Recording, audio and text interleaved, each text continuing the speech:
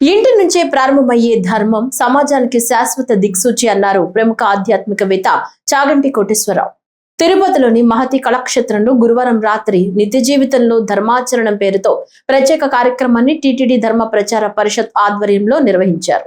ఈ సందర్భంగా చాగంటి కోటేశ్వరరావు మాట్లాడుతూ సత్యం, దయ, క్షమ జీవన మార్గదర్శకాలన్నారు. 84 లక్షల జీవరాశుల్లో గోవు పవిత్రమైందని, ప్రతి బిడ్డ పుట్టినరోజును తల్లి పుట్టినరోజుగా భావించాలన్నారు. తల్లిని గౌరవించడం నేర్చుకోవాలన్నారు.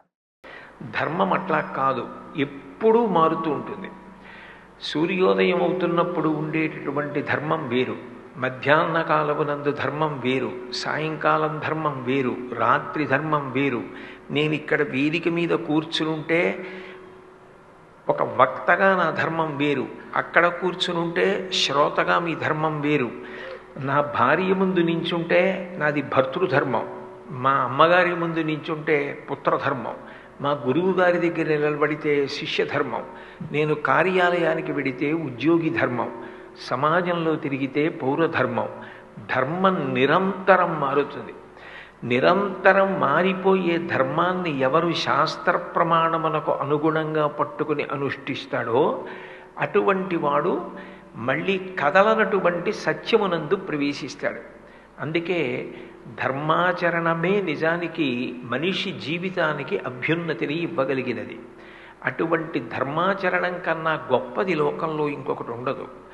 నాకు తెలుసండి అన్నది ధర్మం కాదు. ఎన్ని శాస్త్రములు చదివినా, ఎన్ని గ్రంథములు చదివినా అది ఆచరణకు సమానం కాదు. ఆచరించినదేదో అది మాత్రమే ధర్మము అని అనబడుతుంది. అందుకే మనకి ధ్రియతేవా జనైరితి ధర్మం అని పేరు. ఎవరు దానిని పట్టుకున్నారో, ఎవరు అనుష్ఠించారో దానిని మాత్రమే ధర్మము అని పిలుస్తారు. అనుష్ఠించనిది, పట్టుకోనిది, ఆచరించనిది తనకి తెలుసున్న ధర్మము కాదు.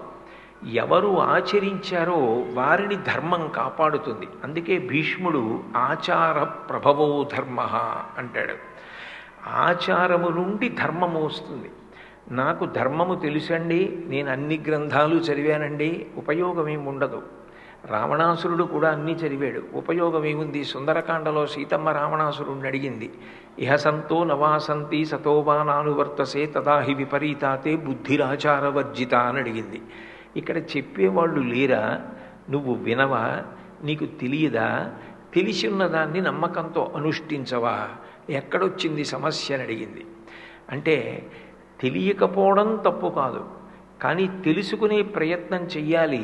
తెలుసుకున్నది కేవలం తెలుసుకోవడానికి కాదు, తెలుసుకున్నది అనుష్ఠించే ప్రయత్నం చెయ్యాలి. అట్లా అనుష్ఠించి ఆచారంలోకి తెచ్చుకున్నదేదో అది ధర్మము అని పిలువబడుతుంది. అందుకే ఆచరణ అత్యంత ప్రధానమై ఉంటుంది.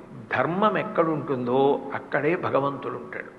నిజానికి భగవంతుడికి అత్యంత ప్రీతిపాత్రమైనది ఏది అంటే ధర్మం ఒక్కటే. ఆ ధర్మం కోసమే ఆయన అనేక అవతారములు స్వీకరిస్తాడు. యదా యథా హి ధర్మస్య గ్లానిర్భవతి భారత అభ్యుత్థానమధర్మస్య తదాత్మానం సృజామ్యహం అంటాడు.